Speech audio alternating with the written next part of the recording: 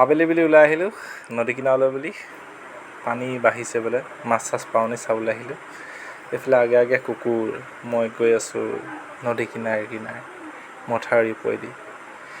এইফালে আমাৰ ইটাখুলিলৈ যোৱা দলংখনৰ ওপৰত পানী যথেষ্ট বাঢ়িছে। দলংখনৰ ওচৰ পামগৈ আৰু দলংখনৰ ওচৰ পৰাই চাম মাছ চাছ ওলাইছে নেকি, কোনোবা মাছমৰীয়াই মাছ চাছ মাৰিছে নেকি।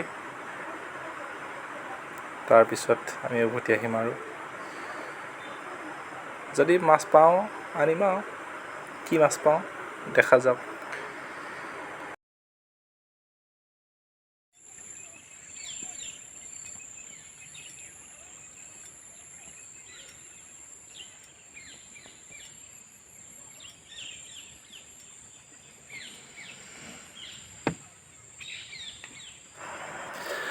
আহি পাই গ'লোহি নদী কিনাৰ।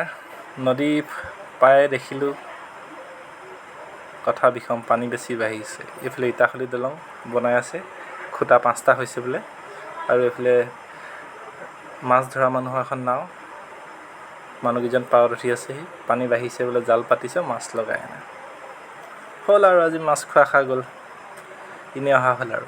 দলংখন চাই ভাল লাগিছে বাৰু, হ'বগৈ আৰু এইফালে অহালৈ ডিব্ৰুগড়লৈ অহা যোৱা কৰিব পাৰিম।